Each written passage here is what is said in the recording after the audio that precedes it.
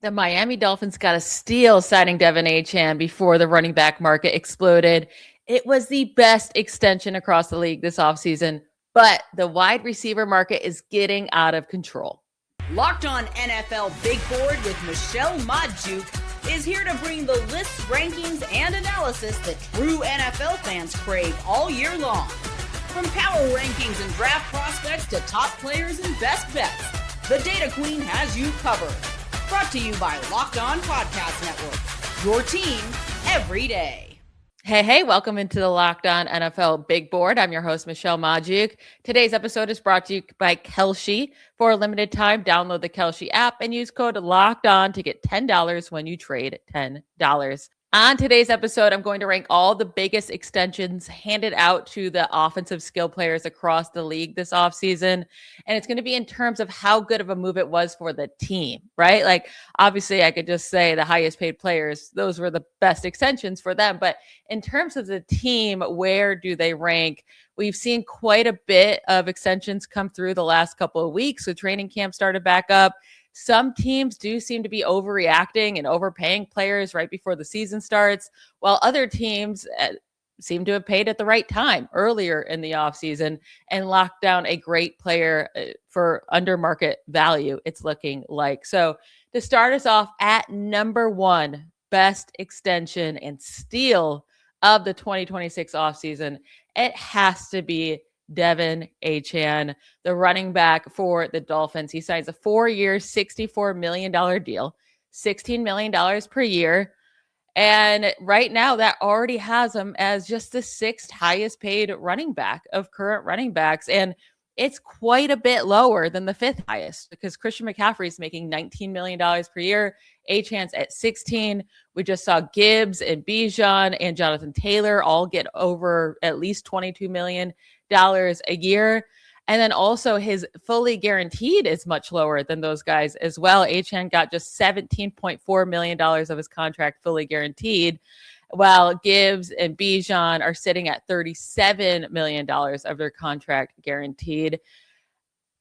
Listen, this was a steal for the Dolphins because do I think Achane's a step below Gibbs and Bijan? Sure, right? He's smaller. He's not capable. He has shown he's capable of staying healthy with a big workload, and I don't think he can do quite as much as Gibbs and Bijan just as an overall running back. However, Achane is still a top elite running back in this league who is able to be an explosive runner, a fantastic pass catcher, and can really do it all outside of maybe like they don't trust him around the goal line. He's not getting a lot of goal line work because of his smaller size, but at the same time, he's still scoring a lot of touchdowns because he's able to break off runs. So if he was given that opportunity, I don't think he would be bad at it. But since entering the league, Achane has averaged the most yards per touch by all qualified quarterbacks in that span over the last 3 years. That's 6.1 yards per touch. Next closest is Gibbs at 5.9. Then it's Bijan at 5.6, James Cook at 5.5, and Christian McCaffrey also at 5.5.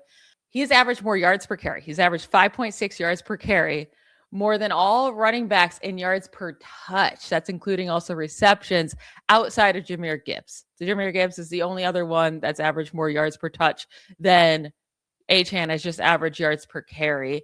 What Achane has done on a pretty bad team that he's been playing on as well is really, really impressive.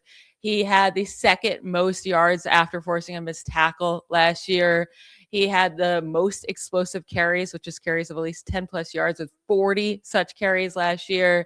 And he's one of just 4 running backs with at least 1,000 receiving yards since over the last 2 seasons. The other guys being Bijan and Gibbs and Christian McCaffrey, who are all making a good amount of money, more than Devin Achane, despite Achane getting paid just now. Normally you always, kind of break that market when you're an elite young guy, being young, having such a bright future in front of you. I really think the Dolphins just got a really, really great steal out of this signing. Like, it's a little confusing for the Dolphins to sign a running back when they let everyone else go. But when you can get such a good deal like that, I understand. Now, my top 3 rankings are all running backs because I still think running backs are so incredibly cheap compared to the other positions. And when it comes to these elite guys, they should be getting paid more. So at number 2, I'm going to put Bijan. Robinson at 3 years, $66.8 million, $22.3 million per year. And the reason he's number 2 instead of 3, where I have Jahmyr Gibbs, spoiler alert, is because it's a tiny bit cheaper, right? He signed first. We all knew whoever signed first was going to be a little bit lower than the guy who signed second between these two. Both deserve their contracts, and honestly, they both deserve more. Robinson leads the league in scrimmage yards since entering the league in 2023. He had a career year last year with nearly 2,300 scrimmage yards. He leads the league in big plays. That's 10 plus yards carries and 20 plus yard receptions. He has the 4th most scrimmage yards in the first 3 seasons in NFL history, behind only LaDainian Tomlinson, Eric Dickerson, and Jamal Lewis. And he just does it all. He does it all. So I completely understand why he got paid what he got paid, but I'm saying it's still a great deal for the Falcons, because when you're looking at the wide receivers getting paid what he's getting paid, Chris Godwin, Devontae Adams, Cortland Sutton, Christian Watson's making more, Jamison Williams making more, DJ Moore way more, Jalen Waddle way more, Alec Pierce way more. Like I want Gibbs and Bijan over any of those guys I just said. Jamison Williams was on the cuff there, but I still think just a steal for these two teams to get these running backs in this contract. Gibbs at number 3 at 3 years, $67.5 million, 22.5 APY, most by running back all time. But both of these guys do it all, guys. Amazing explosive runners, amazing explosive pass catchers. Gibbs has been a dominant touchdown scorer. While Bijan can be, he just had Tyler Algier taking a bunch away from him as well. So both super young. Bijan, Gibbs, and Achane all came out of that 2023 running back draft class. And Achane getting paid $6 million a year less than them does not make sense to me. So that's why he is at number 1, while Bijan and Gibbs are at number 2 and 3. But now finally we'll get to a wide receiver. And despite the running back market, getting, definitely increasing here with 3 guys getting paid $20 million. And there was one more running back who just got paid, but he'll be further down this list. The wide receiver market, on the other hand, has gotten really, really crazy. And a lot of guys got paid this offseason with big extensions. I love some of them. I like some of them. And I very much dislike a couple of these signings for wide receivers. But my favorite wide receiver signing and my 4th favorite extension of the offseason might be a shocking one to people. It is Christian Watson, Packers wide receiver, coming into his 5th NFL season, still in his prime, 27 years old. So really just entering his prime. He gets a 4-year, $92 million deal, $23 million per year. And that does seem high for a guy that's done very, very little throughout his 4 seasons, has never had more than 620 receiving yards, has had trouble staying healthy, has not had more than 7 receiving touchdowns, and that came in his rookie season, really the end of his rookie season. So it might feel like, wow, why would he be this high when he hasn't shown a lot? Well, $23 million is now very, very cheap for a wide receiver. And, he's making what a Cortland Sutton is, what under a Devonta Smith. He's making what a Cortland Sutton is, just over Devontae Adams, just over Chris Godwin, just over Jacoby Myers. Like, I understand why the Packers want to pay him now to get him at that price, even though it might feel like an overpay if he ends up having another 600-yard season, end up getting hurt again, cannot score, cannot stay on the field. Totally, it's going to feel like, okay, we shouldn't have gave him that contract. But if he does what he can do, what he's capable of, they save themselves a lot of money the next couple of years. He did have a career high with 61 receiving yards per game last year, played just 10 games. He ranked 13th in the NFL from weeks 8 through 17 when he came back from his injury, 611 receiving yards during that span, 13th most. He has the 2nd most yards per reception since entering the league, 17 career yards per reception. Only Alec Pierce has averaged more yards per reception over the last 4 seasons among guys with at least 100 receptions. He's the fastest guy in the league, according to the Next Gen Stats, and his average speed as a ball carrier over those 4 seasons. And when he is on the field, he can make some game-changing plays down the field. And this Packers team desperately needs him. There's no Romeo Doubs. They moved on from him in free agency. They traded away Dontavian Wicks. They do still have Jaden Reed, but he's injury prone. Matthew Golden, who knows what he's going to be in year 2. They need him to step up. And if he does explode and becomes their wide receiver 1 finally, he'd be making way, way more money next offseason. So that's why I have him 4. But also, I would rather Gibbs or Bijan at this price. Like, it is pretty crazy that Watson's going to make more than Bijan and Gibbs without showing any consistency in his career yet. But I like the Packers taking this gamble. It's on the cheaper end for wide receivers, and it would it'll pay out big time if it hits. And if it doesn't hit, it's not going to kill them all too much. All right, we'll get to my number 5 favorite extension of the offseason. It's another wide receiver, but no, it's not Jackson Smith-Njigba just yet. Matt Derry here from the Locked On Lions podcast. You know, life insurance is one of those things you don't really think about until you have a reason to. For me, it really hit home when my father passed away over 20 years ago. You start thinking less about yourself and more about the people who depend on you and making sure they're taken care of no matter what. That's why I like Ethos. They make getting life insurance simple. It's 100% online, no doctor visits, no needles, none of that. You can get a quote in seconds, apply in just a few minutes, and even get same-day coverage. And honestly, that's huge because life gets busy. You can get up to $3 million in coverage, and some plans are as low as just $30 a month. It's just one of those things that gives you peace of mind knowing your family is protected. Take 10 minutes to get covered today with life insurance through Ethos. Get your free quote at ethos.com/LockedOnNFL. That is ethos.com/LockedOnNFL. Applications may vary. Rates may vary. This episode is brought to you by Gametime. There are more live events than ever we're seeing right now. Games, concerts, comedy shows, festivals. The hard part usually isn't deciding what you want to attend. It's actually getting the tickets. Between long waits, confusing checkout processes, and surprise fees, buying tickets can sometimes feel harder than it should. That's why so many fans are turning to Gametime. The app is built to make buying tickets simple with upfront pricing, seat views before you buy, and exclusive saving opportunities that help you get to the events you want without the usual hassle. My biggest pet peeve by far is when you think you found a great deal on tickets, you get all the way to checkout, and suddenly the final price looks completely different. You never have to worry about that with Gametime. Gametime takes the guesswork out. Take the guesswork out of buying tickets to every type of event with Gametime. Download the Gametime app, create an account, and use code LOCKEDON for $20 off your first purchase. Terms do apply. Again, create an account and redeem code LOCKEDON for $20 off. Download the Gametime app today. Coming in at number 5 for my favorite extensions this offseason is Saints wide receiver Chris Olave getting a 4-year, $124 million contract. That's $31 million per year. And a few years ago, that would have sounded insane, but now 10th among wide receivers, lower than guys like A.J. Brown and Garrett Wilson and DK Metcalf. And we'll get to some others like Zay Flowers. But Chris Olave has proven that he can be the wide receiver 1 for the Saints team.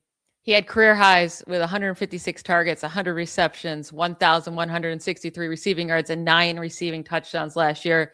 And that's with playing with Spencer Rattler to start the season.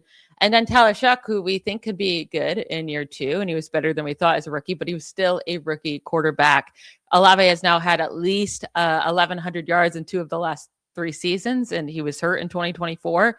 And then at least 1,000 yards in 3 of his 4 career seasons. So I think this was a nice get for the Saints. They'll have a while before they have to pay Jordan Tyson if he ends up hitting that way and being good enough in 3 to 4 years to get that second contract. But Chris Olave, Jordan Tyson are a nice young wide receiver duo for your team to build around moving forward. So I think this was a great signing, and they didn't have to overpay him, which I love for the Saints.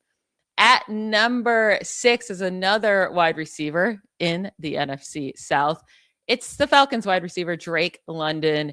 He gets a 4-year, $141.1 million extension, $35.3 million per year. And that is third most among wide receivers. And I don't think most people would say he's the third best wide receiver in the league, right? He'd be much further down than that. But at least there's a big gap between the top two and Jackson Smith-Njigba and Jahmyr Chase, making each over $40 million a year, and then Drake London at $35 million a year. And there's that group there where Drake London, Zay Flowers, Justin Jefferson, CeeDee Lamb, all pretty much making the same. When you're a young guy showing that you can be a wide receiver one in this league, showing that you're getting better each and every year, you're going to get paid a bit more than your peers who got paid a little bit ago. So Drake London just turned 25 years old, and he continues to get better. Career high 77 receiving yards per game last year. He had 7 touchdowns as well, and that was just in 12 games played. He had to miss some time, which he has not dealt with a lot of injury history throughout his career. Last year was the first time he got injured. So, you can kind of excuse that and not be worried about injuries piling up in the future. And in his last healthy season in 2024, he had career highs 1,271 receiving yards and 9 touchdowns. And this is playing with bad quarterbacks pretty much his entire career. So I do think that this makes sense. This contract, it's a lot of money guaranteed as well, $100 million guaranteed. But I think it'll be worth it. He's clearly the team's wide receiver one. And if they want to, either if Tua or Michael Penix are going to make it in the future, or if they want to find their future quarterback, Drake London is a key important part to this offense to make sure that quarterback can succeed. So I like this signing. It seems a little high, but I understand it with just how contracts work and how the market works. And that's how my number 7 comes in too. Like I understand the contract. It just seems real scary to me. So number 7 is Seahawks wide receiver, reigning offensive player of the year, Jackson Smith-Njigba. They give him the biggest contract in NFL history for wide receivers, 4 years, $168.6 million, making $42.1 million per year. It's him and then Jahmyr Chase at $40.2 million. So he's making about $2 million more per year. And then a massive gap between everyone else and those two. Jackson Smith-Njigba is fantastic. And I think this only makes sense that he was going to be paid the highest among all wide receivers. And last year, Jahmyr Chase did break the market, right? So anyone that was going to come in and have a monster season and be ready to get paid, they were going to also get a monster contract. But at the same time, it has only been one amazing year. And it was with an OC in Clint Kubiak, who we think can be one of the best play callers in the league, just got a head coaching job. So now he's gone. We'll see if, JSN has as easy of a time to get open all the time without him. And the Seahawks paid after 3 seasons of him in the league. And they paid after just seeing a ton of money after seeing just 1 year of dominance. When Jahmyr Chase got paid that money last year, that was after him being in the league for 4 seasons. That was after him putting up a 1,400-yard season in his rookie year, putting up over 1,000 yards in just 12 games played in 2022, putting up over 1,200 yards in 2023, and then putting up 1,700 yards and 17 touchdowns in 2024. So, he proved himself year after year after year before getting paid what he got paid, while JSN got paid after just 1 monster year. And I think JSN is one of the best wide receivers in the league. I don't think the Seahawks at the end of the day are going to be too upset by this contract, but it's getting really close to quarterback money here. And I don't know if JSN should be quarterback money. I mean, he makes a lot more than his quarterback now, and Sam Darnold, who makes $33 million a year. And it's just not far enough away from me from guys like Herbert and Lamar Jackson and Jalen Hurts getting paid $51 to $52 million. I just don't know if a wide receiver is worth all of that at this time. But I understand why they did it, so I can't put him down too much further in these rankings. Coming in at number 8 for best extensions of the offseason is Kyle Pitts, tight end for the Falcons. The Falcons have been busy this year. I already talked about Bijan. I talked about Drake London. I also like this Kyle Pitts signing. I have him at 8 just because it's been inconsistent for him. And they did pay him the 3rd most among all tight ends at 3 years, $53 million, $17.7 million per year. Only Kittle and McBride are making more than him. And there's a pretty big gap between Pitts and everyone else below him. It drops to $13 million per year. for the tight ends right below him. But Kyle Pitts did have a really, really good season last year. And I think he's a bit underrated because of all the expectations put on him entering the league. 4th overall pick. It was the highest a tight end has ever been drafted in the common draft era. There's a lot of great playmakers to go right behind him on both offense and defense, and Jahmyr Chase and Penny Sewell and Patrick Surtain, Devonta Smith, and Micah Parsons. So I think he's getting an unfair ruling in the NFL. Maybe I should say only 25 years old. Great year last year, 88 receptions, 928 receiving yards, career high 5 receiving touchdowns. He does have to keep getting better in the touchdown area, but only Trey McBride had more receptions or receiving yards than Pitts this last year. And he showed he could step up when there were injuries in the offense. Drake London, when he missed that month of time from weeks 12 through 15, Pitts went off in those games. So he showed he could step up and be that top guy when needed. And again, just like Drake London, he's been playing with bad quarterbacks. And Kyle Pitts is really the Falcons wide receiver too, more than thinking about it as a tight end. So I think they got a nice deal here for him at $17.7 million. I think he'll be a very, very solid tight end here for many more years to come. All right, I have 4 more extensions to get through. These are extensions I'm not loving. I don't quite understand them. They feel a little forced, a little overpaid. We'll get to that to close out today's episode of the Locked On NFL Big Board, part of the Locked On Podcast Network. Up next. Workplace chaos, deadlines stacking up, inbox overflowing, and the one position you have to fill still sitting open. When the pressure's on and you need the right hire, this is a job for sponsored jobs. Indeed, sponsored jobs helps you reach the people who actually fit what you're looking for: skills, experience, location. So you're not just hoping the right candidate stumbles across your post. And here's a stat that says it all. In the minute I've been talking to you, companies like yours made 27 hires on Indeed, according to Indeed data worldwide. So if you're hiring, spend less time searching and more time actually interviewing candidates who check all your boxes. Less stress, less time, more results. When you need the right person to cut through the chaos, this is a job for Indeed sponsored jobs. And listeners of this show will get $75 sponsored job credit to help get your job the premium status it deserves at Indeed.com/podcast. Just go to Indeed.com/podcast right now and support the show by saying you heard about Indeed on the Locked On NFL Big Board podcast. Indeed.com/podcast. Terms and conditions apply. Need to hire? This is a job for Indeed sponsored jobs. Before the season even kicks off, everyone's making predictions. Who wins the division? Who makes the playoffs? Who's lifting the trophy at season's end? On Kalshi, America's #1 prediction market platform, you can trade those predictions in a live market. My favorite run right now is that the Chargers win at least 11 games this season. They're currently trading at 44% probability, meaning a $100 trade pays out $218 if the Chargers reach 11 wins. The Chargers have won 11 games each of the last 2 seasons under Jim Harbaugh, and I think they'll even be better this year. On Kalshi, you're trading against peers in a live market, meaning there's no house. And as the probability changes, you can buy in and out of your position. Trade the draft pick, the game, and more on Kalshi. Download the Kalshi app and use code LOCKEDON to get up to $500 of bonus credits when you trade $25. That's KALSHI, Kalshi. Trade on anything. 18 plus only. Restrictions and eligibility requirements apply. Event contract trading involves risk and may not be suitable for all investors. Kalshi products are not available in all jurisdictions. Prices, values, and available markets may differ from those mentioned.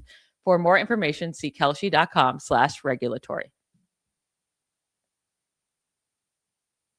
I have 2 Colts players here back to back. At number 9, I'm putting Jonathan Taylor. So the last running back that got paid big money this offseason.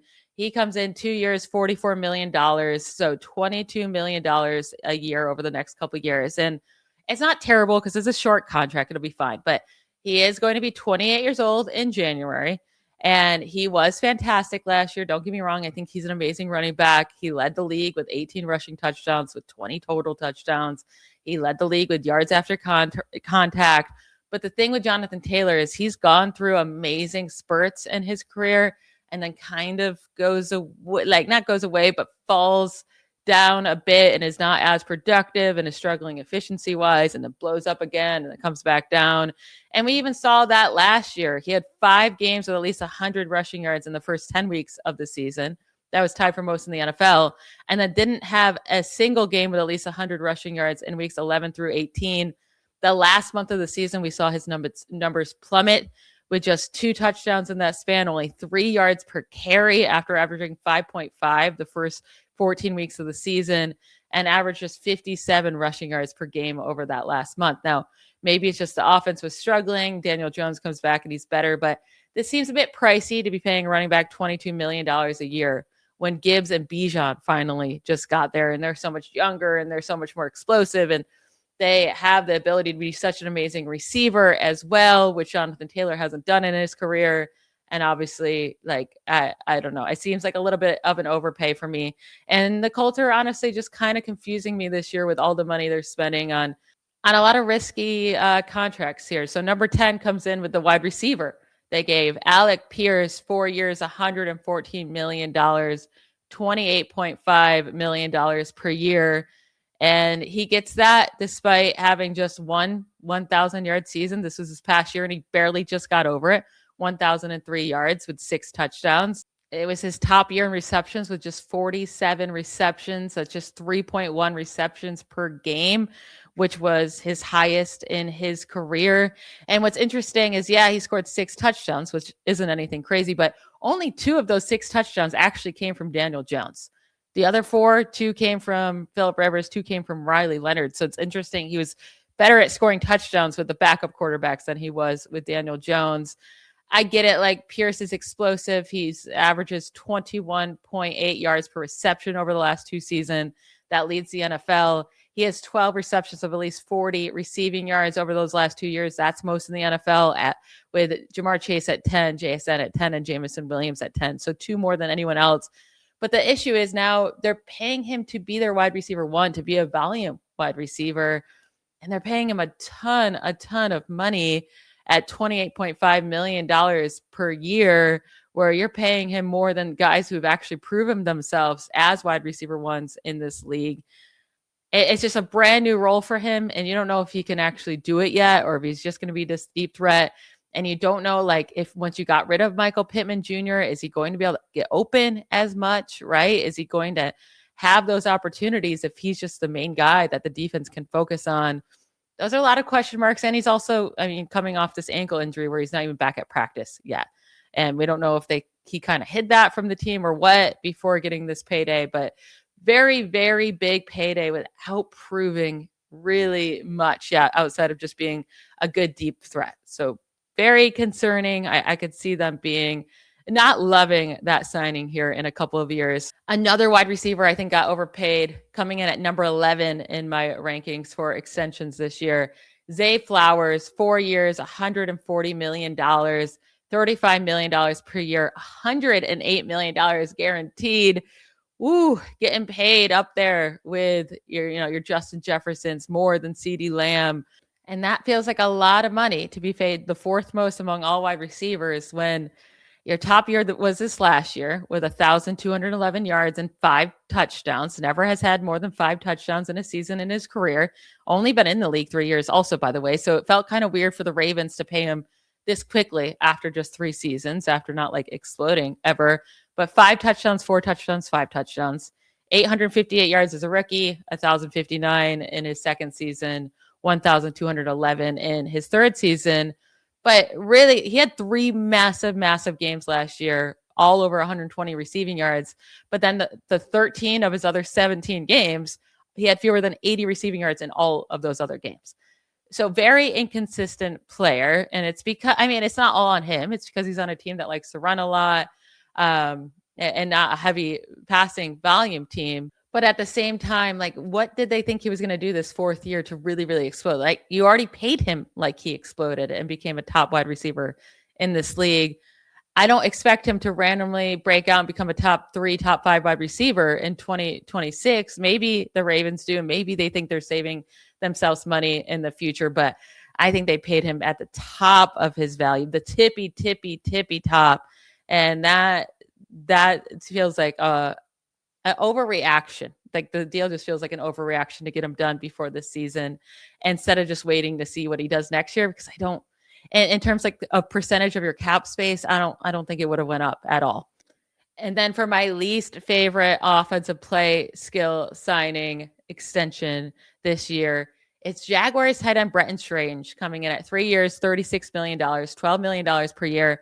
It's not an insane contract for sure. Like, it's not going to kill them down the line, not going to kill the Jaguars if it doesn't work out for them. But it's still the 10th highest paid tight end in the league right now. I don't even think that Bretton Strange would be considered a top 15 or 20 tight end. I mean, last year, 540 yards, 3 touchdowns. He did miss 5 games, so he did that in 12 games, fine. But he only has 6 career receiving touchdowns in 3 years. 1 in his rookie year, 2 in his second year, 3 in his third year.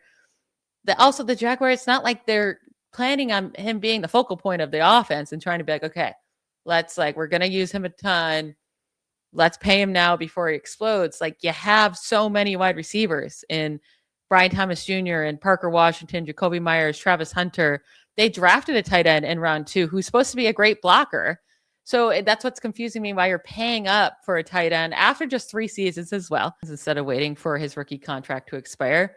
Do they really think Bretton Strange is going to explode that much this year with so many competitions? Like, I don't really understand that, especially when we just saw Hunter Henry for the Patriots get a 3-year, $27 million contract, just $9 million per year. And sure, he's older than Bretton Strange, but he still has been way better and way more productive than him. Even just last year, way more productive with 768 yards and 7 touchdowns, average way more yards per reception. So I don't know. This was a very head-scratching signing, especially with how little the Jaguars have done this offseason just in general. So the Bretton Strange signing seems off base to me. Didn't really seem necessary at the moment. So that's why it's my least favorite offensive skill player extension of the 2026 offseason. But that will be it for today's episode. I want to thank you all for making Locked On NFL Big Board your first listen every day. For your second listen today, check out the Locked On NFL Scouting. As training camp gets closer and moves are being made, host Kyle Krabs and Joe Marino will make you the most informed NFL fan this offseason. Find Locked On NFL Scouting on YouTube or wherever you listen to podcasts. I'll talk to you tomorrow. Have a great night, everybody. Bye, y'all.